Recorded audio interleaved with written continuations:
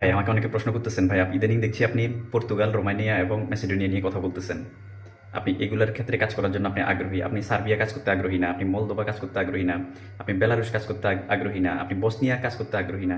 কিন্তু বাংলাদেশ থেকে তো বিভিন্ন এজেন্ট এজেন্সিগুলো এই দেশগুলোর জন্য ফাইল নিচ্ছে। হ্যাঁ ভাই, আপনাদের কথা সঠিক। বাংলাদেশ থেকে বিভিন্ন এজেন্ট এজেন্সি আপনারা যে দেশগুলোর কথা বলছেন, পাশাপাশি ইউক্রেনের কথা বলতেছেন, তারপরে আপনার নন সেনজেনভুক্ত দেশ আলবেনিয়ার কথা বলতেছেন, আর্মেনিয়ার কথা বলতেছেন, তুরস্কের পাশের দেশ। তো আমি কেন এই দেশগুলো নিয়ে কাজ করি না? আমি যেহেতু দীর্ঘ 9 বছর ধরে এই লাইনে আছি, এই সেক্টরে আছি, আমি কেন কাজ করি না?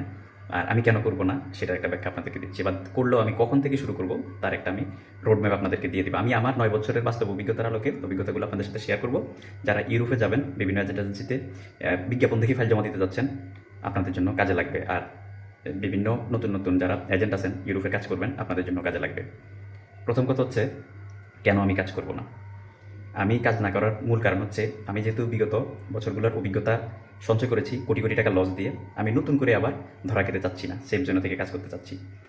আমাকে ধরেন বিগত দিনে বেশ কয়েক বছর আগে পোল্যান্ডের জন্য আমার লয়ার আমাকে ফোন দিয়েছে। আমি কিন্তু আমার কন্ট্রাক্টে যারা ছিল সবাইকে বলছি, ভাই আমার কিন্তু পোল্যান্ডে এখন একটা ভালো কোম্পানি আছে, 3 বছরের ওয়ার্ক পারমিট দিয়ে দিবে, চেষ্টা করেন, তাড়াতাড়ি ওয়ার্ক পারমিট পাবেন, এম্বাসি ফেস করবেন, ভিসা পাবেন, চলে যাবেন। দেখেন, আমাকে যে লয়ার নক দিয়েছে, সেই লয়ার কিন্তু ব্যর্থ লয়ার না, সে অলরেডি আমাকে ইউরোপের অন্য দেশ নিয়ে কিন্তু আমাকে সাপোর্ট দিচ্ছিল। তাকে তার মানে আমি অন্ধের মতো তাকে বিশ্বাস করে বা তার কথায় আমি কিন্তু তাকে ফাইল দিয়ে দিয়েছি। কারণ এটাই স্বাভাবিক, কারণ উনি তো আমার সাথে চিটারি করবে না, চিটারি করেও নাই।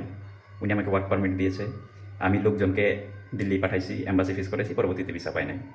আমার কত টাকা লস হয়েছে জানেন? এক একটা ফাইলের এগেনিস্টে আমার 1,82,000 টাকা থেকে 2 লক্ষ টাকা লস হয়েছে। কিছু কিছু ভাই ব্রাদারের টাকা রিটার্ন দিয়েছে, কিছু কিছু লোক এখনও টাকা পাবে। এটার তো গেছে শুধু ডেট নেওয়া এবং এম্বাসি ফি, আদার্স এই খরচ। এছাড়াও আরও পারমিট বাবদ যে টাকাগুলো আমি দিয়েছি, আনুষঙ্গিক দিল্লিতে যে প্রসেসিং এজেন্টের যে টাকাগুলো দিয়েছি, ওগুলো হিসেব করলে কিন্তু মোটামুটি প্রায় আপনার 3 লাখ টাকার উপরে কিন্তু আমার এক একটা ফাইলের এগেনিস্টে চলে গেছে। তো দেখেন, এই জন্য এরপর আরও অভিজ্ঞতা বলছি। হাঙ্গেরির জন্য আমার আরেকটা লয়ার আমাকে কিন্তু ইউরোপে সাপোর্ট দিয়েছে, অন্য দেশে। আমাকে বলছে, আমি হুমডিকে ফাইল জমা দিয়ে দিয়েছি, পরবর্তীতে কী হয়েছে, পারমিট আসছে, কিন্তু অ্যাপয়েন্টমেন্টের মুখ আর দেখি নাই। আপনার লিথুনিয়ার জন্য আমার আরেকটা লয়ার আমাকে নক দিয়েছে। এগুলো কিন্তু বিগত 9 বছরের অভিজ্ঞতা আমি বলছি। কেন আমি বাকি দেশগুলো ট্রাই করতেছি না? লিথুনিয়া ওয়ার্ক পারমিট আসছে, সব কিছু পুলিশ রিলেশন, ডাবল লিগালাইজেশন করার পরে এম্বাসি থেকে আর অ্যাপয়েন্টমেন্ট পাওয়া যায় না। এখন একটা দেশে যদি ওয়ার্ক পারমিট চলে আসে, আপনি কিন্তু এই লোকটাকে চাইলেও আর বাদ দিয়ে দিতে পারেন না, কারণ আশায় আশায় থাকা লাগে, দিক দিয়ে কিন্তু আপনার সময় বরবাদ হয়ে যাচ্ছে। ইতালি, রিসিভতা পাইছি, কিন্তু নুলুস্তার আর দেখা হয় না। নুলুস্তা আসছে, অ্যাপয়েন্টমেন্ট ডেট পাওয়া যায় না। পরবর্তীতে খোঁজখবর নিয়ে দেখা গেল যে আসলে এগুলো যারা কাজ করে, মূল গোড়ায় থেকে গণ্ডগোল শুরু হয়ে গেছে। তো দেখেন, আমি কেন কাজ করতেছি না মলদোভা নিয়ে, বসনিয়া নিয়ে, বেলারুশ নিয়ে, আলবেনিয়া নিয়ে, তারপরে আপনার কসোভো নিয়ে, তারপর আর্মেনিয়া নিয়ে, তুরস্ক নিয়ে। এগুলো আমার বাস্তব অভিজ্ঞতা। আমি এই প্রত্যেকটা দেশ নিয়ে আমি বেলে খেয়ে ফেলছি। বাস্তব অভিজ্ঞতা থেকে আমি করার চেষ্টা করতেছি। আপনি কোনো এজেন্ট এজেন্সি, ধরেন সার্বিয়ার ভিসা করছে, ওই এজেন্সি যদি আপনার কাছ থেকে বসনিয়া অথবা বেলারুশের ফাইল চায়, আপনি দিবেন না এখন? আমিও দিচ্ছি না, আমিও দিব না। আমার কিন্তু যেহেতু 9 বছর ধরে এই লাইনে কাজ করি, আমার অনেক ভালো ভালো লিঙ্ক লবিং আছে কাজ উঠানোর জন্য, কাজ উঠে দেওয়ার সক্ষমতা আছে, বাট আমি দিচ্ছি না। কারণ এই বাজারগুলো, বসনিয়ার বাজার, মলদোভার বাজার, বেলারুশের বাজার, এগুলো মাত্র ক্লিক করছে। এই বাজারগুলোকে আপনি আগামী 6 মাস থেকে 8 মাস অবজারভেশন করেন, তারপরে গিয়ে ফাইল জমা দেন। হুমড়ি ফাইল জমা দিবেন, এজেন্ট অথবা এজেন্সি অথবা ক্লায়েন্ট, আপনাদের উদ্দেশ্যে বলছি, ধরা খাবেন, পিছন দিয়ে মারা খাবেন, সর্বশান্ত হয়ে যাবেন। আমি পরিস্থিতি পর্যবেক্ষণ করে তারপরে আমি কাজ করতেছি। আমি ভুল সময় ভুল দেশ ট্রাই করতেছি না। আমি পর্তুগাল নিয়ে কাজ করতেছি। পর্তুগালে এখন ভালো ভিসা দিচ্ছে, ভিসা রেশিও ভালো। আবার যখন থেকে ভিসা রেশিও খারাপ হয়ে যাবে আমি ছেড়ে দিব পর্তুগাল।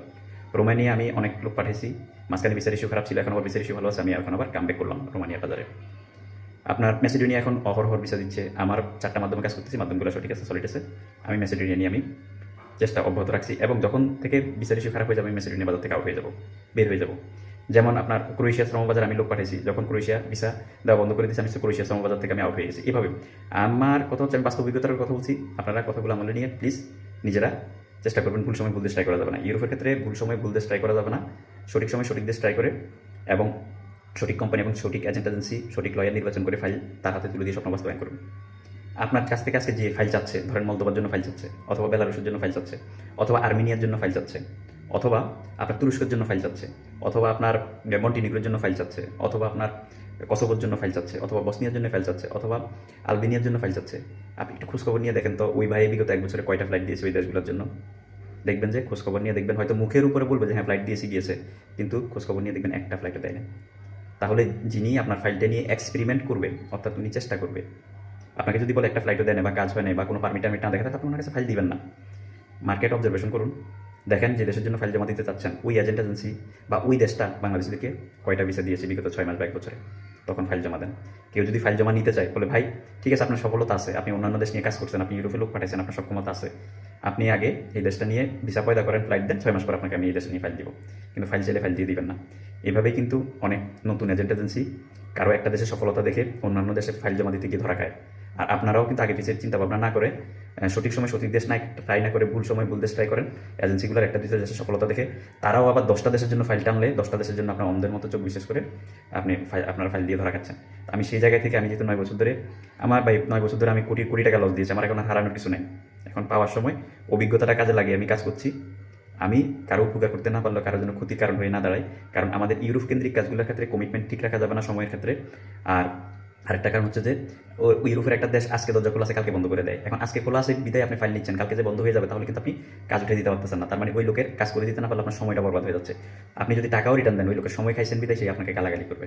আমরা অনেক দেখছি ভাই এই লাইনে টাকা রিটার্ন দেওয়ার পর টাকা নেওয়ার পর পিছন দিয়ে গালি দেয়, অথচ যার টাকা রিটার্ন দিয়েছি তার কাজটা করতে গিয়ে ইউরোপে টাকা পাঠানোর পরে সে টাকা পাই নাই, সে টাকা আটকা পড়ে গেছে, কিন্তু তাকে টাকা রিটার্ন দিয়েছি সে গালি দেয়। তো এই লাইনে আপনি কমিটমেন্ট ঠিক রাখতে পারবেন না। সেজন্য যারা যে সকল এজেন্ট এজেন্সি আছেন আপনারাও এক গাদা ফাইল নেওয়ার আগে অবশ্যই চিন্তা ভাবনা করবেন আপনি যার আশায় যার ভরসায় ফাইল নিচ্ছেন সে হয়তো 10টা ভ্যাকেন্সি এগেইনস্টে বিভিন্ন এজেন্সি থেকে 500-600 ফাইল টানতেছে, আপনার ভাগে কয়টা করে কাজ উঠে দিবে, আপনিও ধরা খাবেন। টাকা যে টাকা দিবেন পরবর্তীতে ওই টাকাই অ্যাডজাস্ট করতে পারবেন না। মানে আপনি যদি 20 লাখ 30 লাখ 40 লাখ 50 লাখ টাকা দিয়ে দেন ওই টাকাটা অ্যাডজাস্ট করতে গিয়ে আপনি বিষয় পদে হবে না, টাকা অ্যাডজাস্ট করবেন কীভাবে, এরপর তাল বাহানা শুরু হবে যে ভাই এই দেশ না ওই দেশ, ওই দেশ না এই দেশ, এভাবে কিন্তু পরবর্তীতে আপনি ফেসে গেছেন, আপনার টাইমগুলোকে ফেসে দিয়েছেন। আমি বাস্তব অভিজ্ঞতার আলোকে কথাগুলো বলছি। আমি সেজন্য এই যে আমি যখন একটা দেশে পোস্ট করি আপনারা কিন্তু অন্য দেশের কথা বলেন কি ভাই আপনি ম্যাসিডোনিয়া নিয়ে কাজ করতেছেন কেন, আপনি আলবেনিয়া নিয়ে কাজ করতে পারেন না। আরে ভাই এগুলো আমি 9 বছর এগুলো বেলে চলে আসছি। এই বলকানের যে দেশগুলো আছে সবগুলো দেশ আমি বেলে চলে আসছি, বেলারুস থেকে শুরু করে মলদোভা থেকে শুরু করে বসনিয়া থেকে শুরু করে আমার যারা ক্লায়েন্ট আছেন আমাকে দীর্ঘদিন ধরে আমার সাথে যুক্ত ছিলেন আপনারা জানেন আমি কোন কোন দেশের জন্য কোন কোন কোম্পানির সাথে ডিরেক্ট আপনাদের ইন্টারভিউ করাইছি।